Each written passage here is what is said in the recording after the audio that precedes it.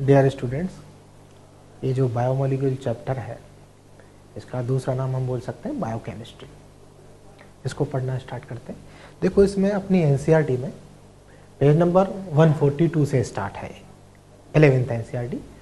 वहाँ पर जो फर्स्ट पैराग्राफ दिया गया है उसमें से जो लाइन इंपॉर्टेंट है वो मैंने यहाँ पे लिख के दी है आपको। इस पैराग्राफ का जो रिजल्ट है वो आपको ध्यान रखना है। हम अर्थ क्रस्ट का एनालिसिस करें या किसी भी लिविंग ऑर्गेनिज्म का एनालिसिस करें तो उसमें एक कॉमन पॉइंट आता है ये कि कोई भी ऑर्गेनिज्म हो या फिर अर्थ क्रस्ट हो, दोनों में एलिमेंट सेम होते हैं। अब एलिमेंट दोनों में सेम है तो कुछ ना कुछ डिफरेंट तो होगा ही सही। तो जो डिफरेंस है वो आपको ध्यान रखना है ये कि रिजल्ट ये आता है कि अर्थ क्रस्ट के कंपैरेटिवली लिविंग बींग्स में कार्बन एंड हाइड्रोजन की क्वांटिटी ज्यादा मिलेगी with respect to earth crust. इसके बाद देखिए, ये जो हमने बात करी आपसे एलिमेंट की, अब एलिमेंट कंबाइन हो गए, क्या बना दिए? Chemical compound. तो अपना जो प्रोटोप्लाज्म है, उस प्रोटोप्लाज्म में, उस सेल में जो केमिकल कंपाउंड है वो ये सारे मिलते हैं। इसमें से देखिए, पहला है वाटर, मैक्सिमम क्वांटिटी में ही मिलेगा, इनऑर्गेनिक कंटेंट है। उसके बाद आता है प्रोटीन, ये ऑर्गेनिक है, न्यूक्लिक एसिड ये ऑर्गेनिक है, कार्बोहाइड्रेट, लिपिड ये ऑर्गेनिक कंपाउंड है और इनकी क्वांटिटी ये है। आयंस आते हैं अप्रॉक्स 1%। इसमें जो ध्यान रखने वाली बात है वो इतनी सी है कि मैक्सिमम क्वांटिटी में कौन मिलता है और रफली ये आइडिया ध्यान रखना होता है कि कौन सा कितना कितना मिलेगा। इसके बाद देखिए, ये जो मैंने आपको बताया था अभी कि ऑर्गेनिक कंपाउंड, कहने का मतलब ये हुआ अपनी जो सेल है उस सेल में वो कोई भी केमिकल कंपाउंड जिसकी स्ट्रक्चर में कार्बन मिलता है उसको हम बोलते हैं बायोमोलिक्यूल। अब ये जो मैंने बायोमोलिक्यूल अभी आपको बताए थे, इनमें से एक एक बायोमोलिक्यूल को हम स्टडी करना स्टार्ट करते हैं। और इसमें जो फर्स्ट बायोमोलिक्यूल में स्टार्ट कर रहा हूं वो है कार्बोहाइड्रेट। देखो, कार्बोहाइड्रेट एनर्जी के मेन सोर्स है। कार्बोहाइड्रेट बने हुए किसके होंगे? Carbon, hydrogen, oxygen. एंड इसमें जो हाइड्रोजन एंड ऑक्सीजन का रेशियो होगा वो 2:1 होगा। इसलिए इनको हाइड्रेट्स ऑफ कार्बन बोला गया। क्यों? क्योंकि देखिए H2O में भी हाइड्रोजन एंड ऑक्सीजन का रेशियो 2:1 होता है, तो हाइड्रेट्स ऑफ कार्बन बोल दिया। जनरल फॉर्मूला इसका जो है उसके अकॉर्डिंग, जैसे आपको कुछ एग्जाम्पल दिए गए, C6H12O6 आपने सुना होगा नाम, ग्लूकोज, तो उसका फॉर्मूला हो गया है। कोई भी कार्बोहाइड्रेट है, कोई भी सिंपल कार्बोहाइड्रेट जिसका टेस्ट स्वीट हो, वाटर में सॉल्युबल हो जाए, तो उसको हम क्या बोल देते हैं? शुगर बोल देते हैं। इसके बाद देखिए क्लासिफिकेशन आता है कार्बोहाइड्रेट का। 3 टाइप्स के होते हैं कार्बोहाइड्रेट: मोनोसैकेराइड, ओलिगोसैकेराइड, पॉलीसैकेराइड। अब इनमें जो सिंपलेस्ट कार्बोहाइड्रेट है वो है मोनोसैकेराइड। इसका हाइड्रोलाइसिस नहीं होता, ये ध्यान रखना पड़ेगा। इसका जो अभी थोड़ी देर पहले अपन बात कर रहे थे कार्बोहाइड्रेट के जनरल फॉर्मूले की, तो जो जनरल फॉर्मूला है वो ये है CxH2O. यहाँ पर एक स्पेशल पॉइंट आपको ध्यान रखना होगा। इस फॉर्मूले में यदि हमने x = y रख दिया, then this formula will be applicable only for monosaccharide. और यदि ऐसा होता है कि यदि हमें इसमें कार्बन और ऑक्सीजन का नंबर सेम आ रहा है तो हम ये भी बोल सकते हैं वो क्या है? मोनोसैकेराइड है। इन जनरल कोई भी मोनोसैकेराइड होगा उसमें कार्बन और ऑक्सीजन का नंबर सेम आएगा। कोई भी मोनोसैकेराइड हो वो या तो डेक्स्ट्रो रोटेटरी होंगे या फिर वो लीवो रोटेटरी होंगे। बट एक इसका एक्सेप्शन है मोनोसैकेराइड डाइहाइड्रोक्सी एसीटोन। रीजन क्या है उसका? उसमें कायरल कार्बन एब्सेंट होता है, तो वो ना तो स्मॉल डी फॉर्म शो करेगा ना ही स्मॉल एल फॉर्म शो करेगा। कोई भी मोनोसैकेराइड हो, वो मोनोसैकेराइड 2 टाइप के हो सकते हैं, या तो वो एल्डोज होगा या फिर वो कीटोज होगा। कहने का मतलब ये हुआ यदि मोनोसैकेराइड के स्ट्रक्चर में एल्डिहाइड ग्रुप है तो एल्डोज, कीटोन ग्रुप है तो कीटोज।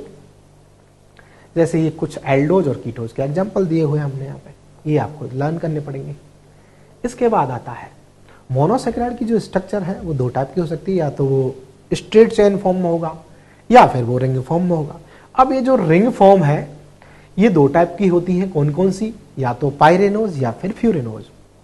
5 कार्बन प्लस 1 ऑक्सीजन का जो रिंग बनेगा उसको बोलते हैं पाइरेनोज, एंड 4 कार्बन 1 ऑक्सीजन का जो रिंग होगा उसको बोला जाएगा फ्यूरेनोज। ये 2 टाइप की रिंग हो गई अपनी। कोई भी मोनोसेक्राइड हो, सारे के सारे मोनोसेक्राइड रिड्यूसिंग प्रॉपर्टी शो करते हैं।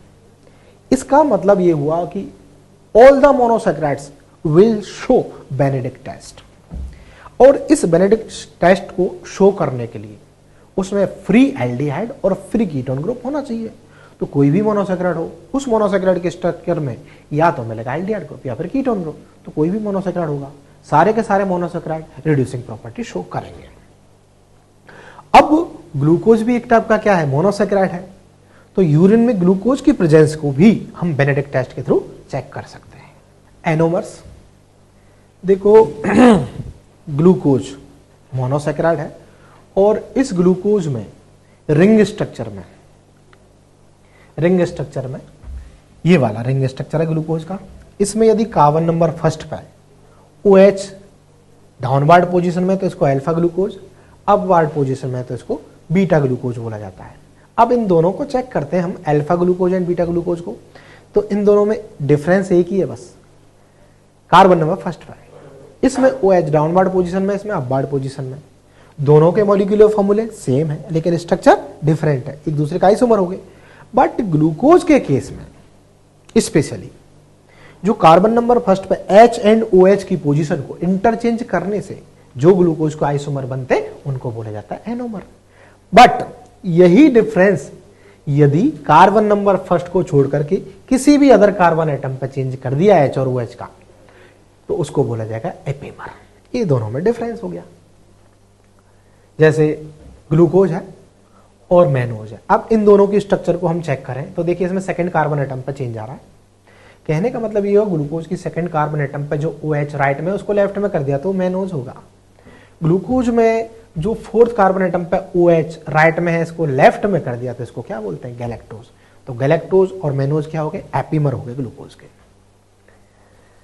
इसके बाद देखिए मोनोसेक्राइड का क्लासिफिकेशन। अभी मैं आपको थोड़ी देर पहले बता रहा था कि कार्बोहाइड्रेट का जो क्लासिफिकेशन करा हमने 3 टाइप्स का था, मोनोसेक्राइड, ओलिगोसेक्राइड, पॉलीसेक्राइड।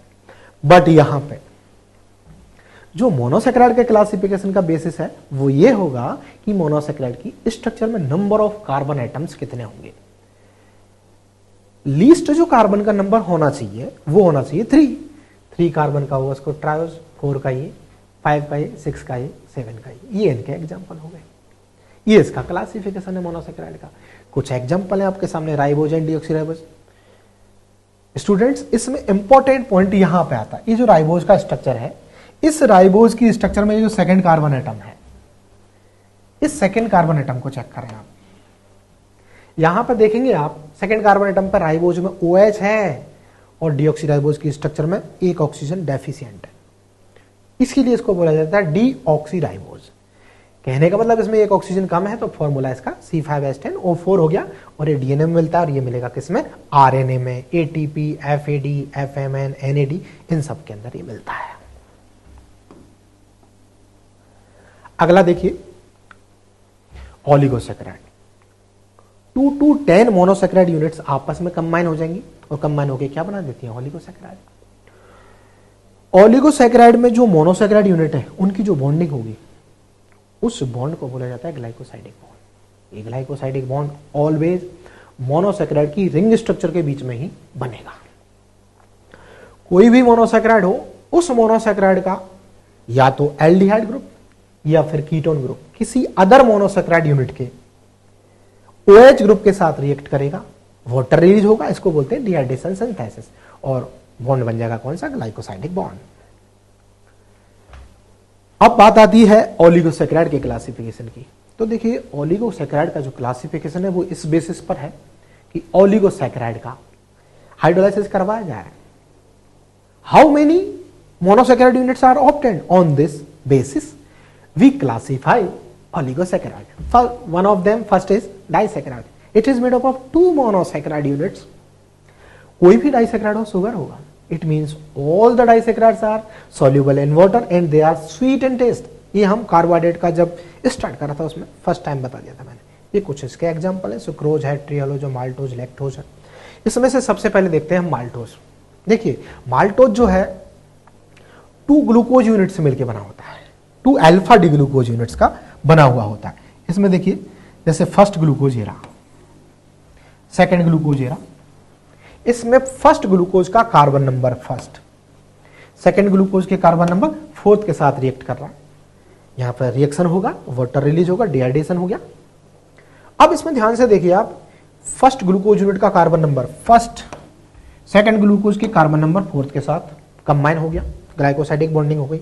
बट इस सेकेंड ग्लूकोज यूनिट का कार्बन नंबर फर्स्ट अभी भी फ्री है और इस कार्बन नंबर फर्स्ट की वजह से ये रिड्यूसिंग प्रॉपर्टी शो करेगा, मतलब ये माल्टोज भी रिड्यूसिंग प्रॉपर्टी शो करेगा। लैक्टोज, इसको मिल्क शुगर बोलते हैं, इसमें β14 ग्लाइकोसाइडिक लिंकेज मिलेगा। उसी तरह से जिस तरह से अभी मैं आपको बता रहा था माल्टोज में, इसका कार्बन नंबर फर्स्ट इसके कार्बन नंबर फोर्थ के साथ रिएक्ट करा तो इसको 1,4 ग्लाइकोसाइडिक लिंकेज बोल दिया। इसी तरह से लैक्टोज में भी 1,4 ग्लाइकोसाइडिक लिंकेज मिलेगा between glucose and galactose. Sucrose, ये जो सुक्रोज है इसको केन शुगर बोलते हैं, table sugar, common sugar, commercial इसके कॉमन नेम है। इसमें 1,2 ग्लाइकोसाइडिक लिंकेज मिलेगी। इस ग्लूकोज का कार्बन नंबर फर्स्ट इस फ्रक्टोज के कार्बन नंबर सेकंड के साथ रिएक्ट करेगा तो लिंकेज कौन सा हो गया, 1,2 लिंकेज। अब देखिए ग्लूकोज का जो रिड्यूसिंग कार्बन था कार्बन नंबर फर्स्ट कार्बन,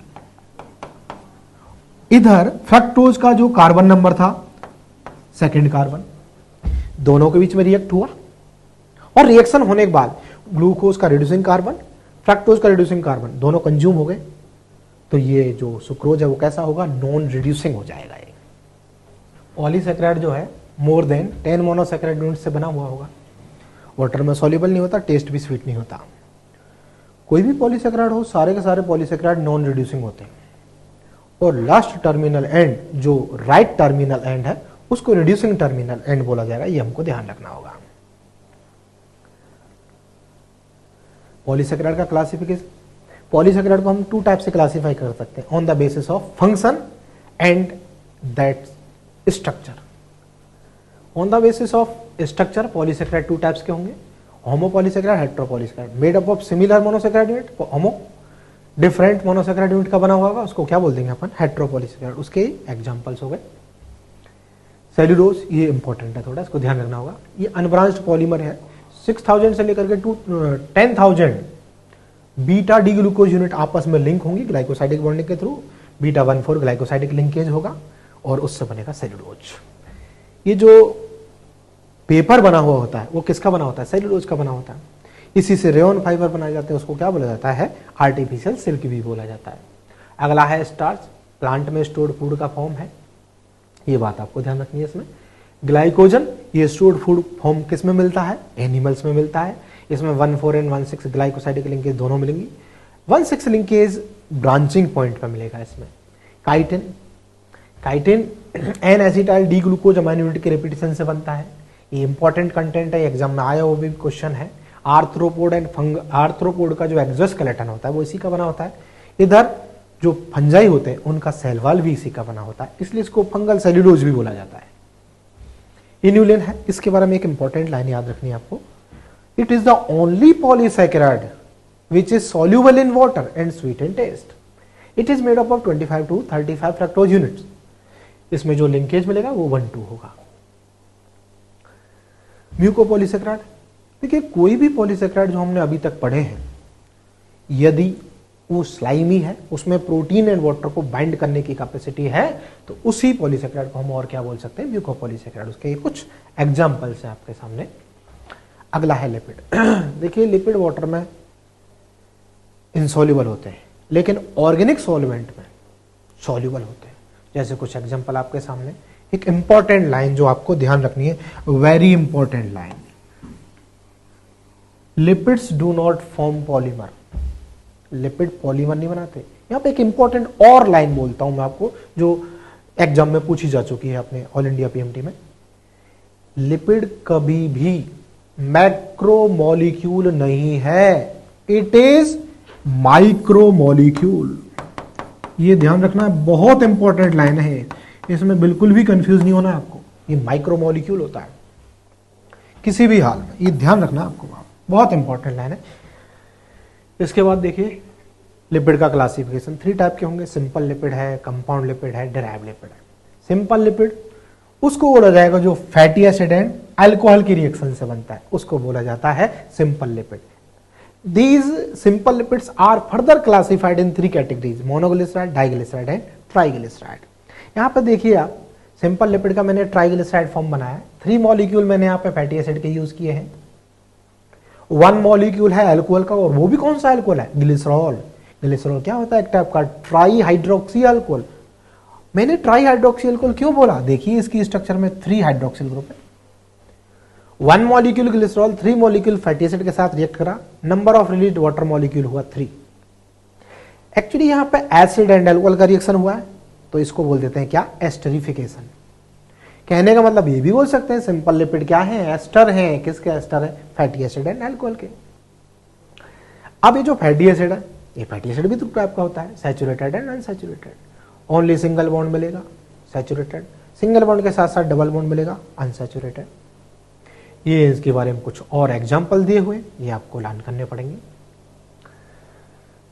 इनमें से इंपॉर्टेंट है सैचुरेटेड फैटी एसिड में आपको पामिटिक एसिड ध्यान रखना है। इसकी स्ट्रक्चर में टोटल नंबर ऑफ कार्बन होता है 16। स्टीयरिक एसिड ये इसमें 18 होता है।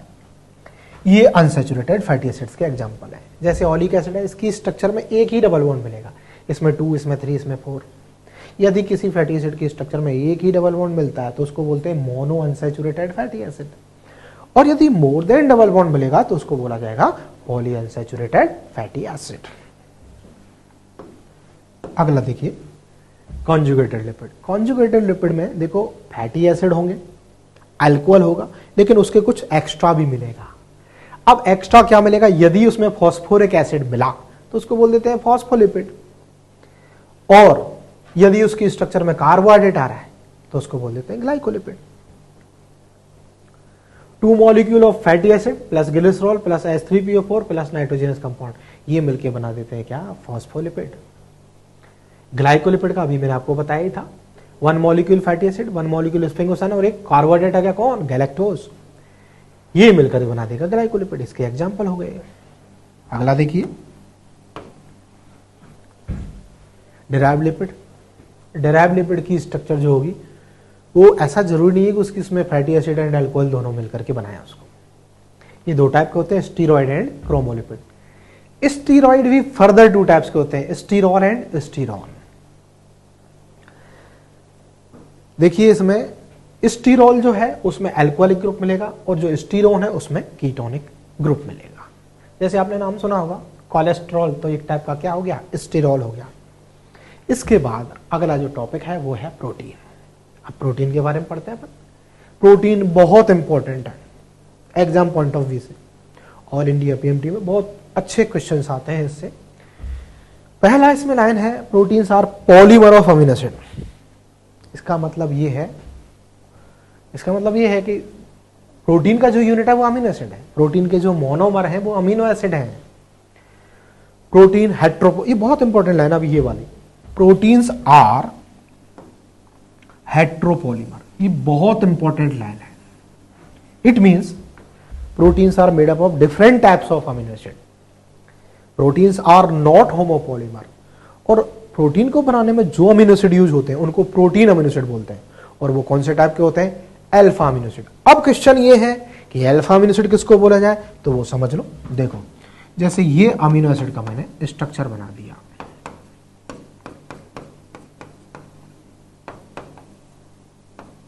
तो देखिए COOH group, NH2 group same carbon पर अटैच है, तो इस कार्बन को बोला जाएगा अल्फा कार्बन, और इस अमीनो एसिड को बोला जाएगा अल्फा अमीनो एसिड। जो प्रोटीन बनाने में यूज होते हैं वो अल्फा अमीनो एसिड होते हैं, और उनको ही बोला जाता है प्रोटीन अमीनो एसिड। बट जो प्रोटीन बनाने में यूज नहीं होते उनको बोला जाएगा नॉन प्रोटीन अमीनो एसिड। देखो ये अमीनो एसिड का स्ट्रक्चर है, और इस अमीनो एसिड के स्ट्रक्चर में देखिए ये वाला जो अमाइनो ग्रुप पार्ट है, इधर एक कार्बोक्सिलिक ग्रुप पार्ट है। अच्छा, ये चेंजेबल नहीं है। इसका मतलब variations in amino acids depend on side group, इसको बोलते हैं साइड ग्रुप। ये वेरिएबल ग्रुप होता है। अब इसकी स्ट्रक्चर में यदि R का वैल्यू H है तो उसको ग्लाइसिन बोलते हैं हम। CH3 है तो उसको एलेनाइन बोल देते हैं, CH2OH है तो उसको सेराइन बोल देते हैं। ये जब आप अपनी एनसीईआरटी पढ़ेंगे तो वहां पे ऊपर ही ऊपर देखना, पेज नंबर 145 पे, वहां पे आपको ये सारे स्ट्रक्चर दिखाई दे जाएंगे इन अमीनो एसिड्स के। अमीनो एसिड के स्ट्रक्चर में देखिए आप, एक तो COOH ग्रुप है, एसिडिक प्रॉपर्टी शो करेगा, एक NH2 ग्रुप है, बेसिक प्रॉपर्टी शो करेगा। यदि कोई मॉलिक्यूल एसिडिक एंड बेसिक दोनों प्रॉपर्टी शो करे तो उसको बोला जाता है क्या, एम्फोटेरिक मॉलिक्यूल। ये इंपॉर्टेंट लाइन है, इसके बारे में ध्यान रखनी है आपको। ये कुछ अमीनो एसिड के जो स्ट्रक्चर है जिनके बारे में मैं बात कर रहा था वो दिखाए गए हैं, ये ध्यान रखना है आपको। देखिए अमीनो एसिड की स्ट्रक्चर में यदि positive and negative charge equal quantity में प्रेजेंट हो तो उसको बोला जाता है ज्विटर आयन। अब ये जो ज्विटर आयन है, कहने का मतलब ये हुआ जो अमीनो एसिड है बेसिक मीडियम में उस पर कौन सा चार्ज मिलेगा, नेगेटिव, एसिडिक मीडियम में उस पर चार्ज मिलेगा कौन सा, पॉजिटिव। अभी मैंने आपको बोला कि यदि किसी अमीनो एसिड पर positive and negative charge equal quantity present हो तो उस मॉलिक्यूल को बोला जाएगा ज्विटर आयन, और जिस पीएच पे ऐसा होगा उस पीएच को बोला जाएगा आइसोइलेक्ट्रिक पॉइंट। ये वो पीएच है जिस पर किसी अमीनो एसिड पर positive and negative charge equal quantity में प्रेजेंट होते हैं।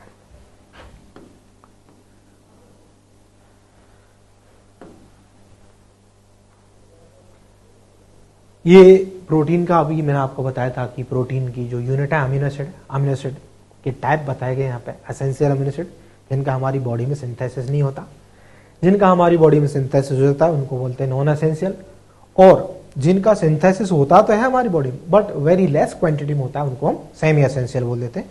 सेमी एसेंशियल के एग्जांपल हैं, और इधर ये एसेंशियल अमीनो एसिड के एग्जांपल है, ये नॉन एसेंशियल के।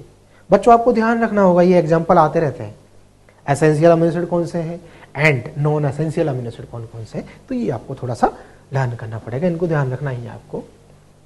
अगला देखिए, ये मिथ्योनाइन जो है ये सल्फर कंटेनिंग अमीनो एसिड है, इंपॉर्टेंट है, ये ध्यान रखना पड़ेगा आपको, ये ध्यान रखना है, सल्फर कंटेनिंग अमीनो एसिड है। इसमें से देखिए फिनाइल एलेनाइन, ट्रिप्टोफैन, ये जो अमीनो एसिड है ये किस टाइप के, ये ध्यान रखना होगा, ये एरोमेटिक अमीनो एसिड है।